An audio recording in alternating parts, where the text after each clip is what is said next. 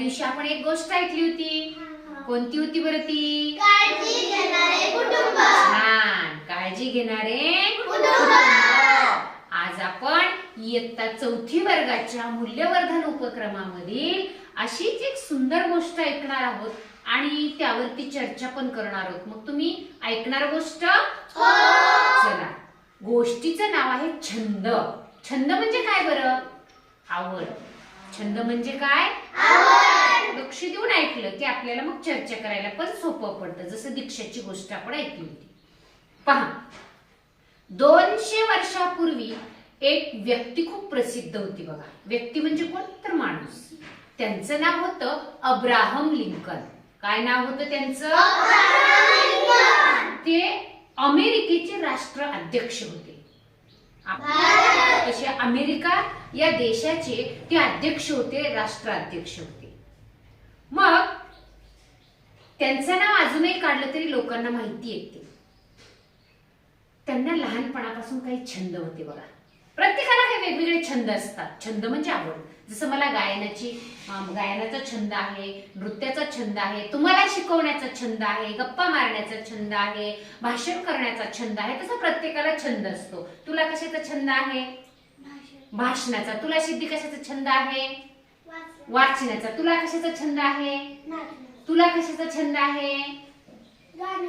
तुला कशाचा छंद आहे अमृता? चित्र काढण्याचा. तन्वीला कशाचा छंद आहे? तुला कशाचा छंद आहे? प्रत्येकाला वेगवेगळा छंद आहे. तसा अब्राहम लिंकनला छंद होता नीट कान देऊन ऐका, प्राण्यांची काळजी घ्यायचा. मोठ्यापणी मग त्यांच्या घरी कुत्रे असायचे, मांजरं असायचे, बकरे असायच्या, घोडे पण असायचे. कारण त्यांना प्राणी आवडायचे आणि त्याची काळजी घ्यायला पण खूप आवडायचं. ते थोडे मोठे झाले आणि त्यानंतर मग त्यांना कुस्ती करायला पण खूप आवडायचं. कुस्ती हा खेळ आवडायचा, मैदानी खेळ पण आवडायचे. खेळामुळे ते काय झाले? असे खंबीर बनले, धीट झाले, त्यांचं शरीर मजबूत झालं. खेळामुळे ते राष्ट्राध्यक्ष होते. ते मोठे झाले तरुणपणी, ते कोणाला घाबरायचेच नाही, कोणालाच यांना फारसं काय होत नव्हतं, चांगलं जरा गाता येत नव्हते. गाणी जसं आपण गातो की नाही आता, तसं त्यांना गाता मात्र येत नव्हतं, चांगलं गाता येत नव्हतं. मग पण त्यांना संगीत मात्र खूप आवडायचं. गाता जरी नाही आलं तरी त्यांना जसं येईल तसं ते गायचे. कारण त्यांना त्याची काय होती? आवड होती. कशाची आवड होती? संगीताची.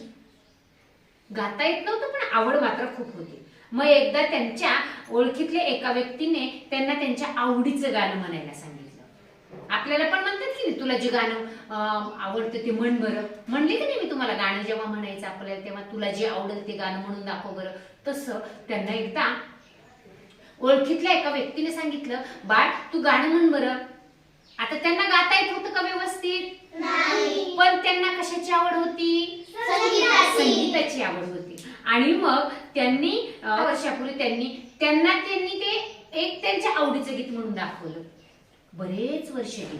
10 वर्षानंतर त्यांना तोच व्यक्ती पुन्हा भेटला अब्राहम लिंकनला. तेव्हा त्यांनी लहानपणीचं तेच गाणं पुन्हा त्याला म्हणायला लावलं. म्हणजे 10 वर्षापूर्वी जे गाणं अब्राहम लिंकनच्या व्यक्तीला जेव्हा म्हणून दाखवलं, त्यांना ते आवडलं. पुन्हा 10 वर्षांनी, खूप वर्षांनी भेट झाली त्यांची. पुन्हा सांगितलं बाळ, म्हणजे त्यांना ते आठवलं ना, अरे ह्याने आपल्याला गाणं म्हणून दाखवलं होतं. मग ते गाणं त्याला आणखी म्हणायला लावलं. मग त्यांनी अब्राहम लिंकननी परत आणखी तेच गाणं त्याला म्हणून दाखवलं. जे अब्राहम लिंकनचं लहानपणीचं गाणं विसरलं का? नाही विसरलं. 10 वर्षानंतर पण त्यांनी तेच गाणं अजून म्हणून दाखवलं. त्यांना अजून एक छंद होता. छंद म्हणजे काय मग? आवड. विनोद सांगण्याचा. विनोद म्हणजे आपण नाही म्हणत जोक सांगू का मॅडम, मी एक जोक सांगायचा. जोक कसे असतात? हसण्यासारखे असतात. जसं आपल्या रुद्राने काल बिटूनी जोकच झाला, तसा जोक विनोद म्हणजे जोक. आपण हसतो त्याला. त्यांना तसा विनोद सांगायचा खूप छंद होता, आवड होती. ते जरा जास्तच उंच होते, त्याच्यामुळे काय व्हायचं, जरा त्यांना लाजल्यासारखं. त्यांना विनोद सांगायचा छंद असल्यामुळे ते खूप हसवायचे इतरांना.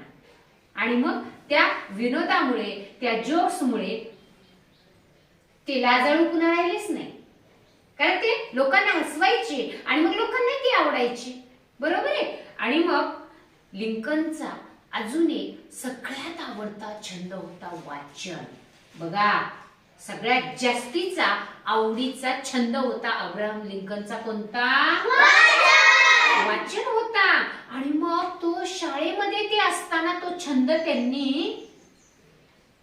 त्यांना जास्त काही त्यांनी शालेय शिक्षण त्यांना म्हणजे जास्त दिवस घेता नाही आलं बिट्टू, तरी ते वेगवेगळ्या पुस्तकं वाचायचे. ते उसनवारीने आणायचे, उसनं आणायचे पुस्तक. बघा, मला एक दिवस दे, मी वाचून परत तुला देतो. मला हे ते देऊन दिलं की दुसरं पुस्तक आणायचे, की मला दे बरं पुस्तक वाचायला, तुझं एका तासातच मी वाचतो परत देतो. असं करून करून, कारण त्यांना वाचनाचा काय होता?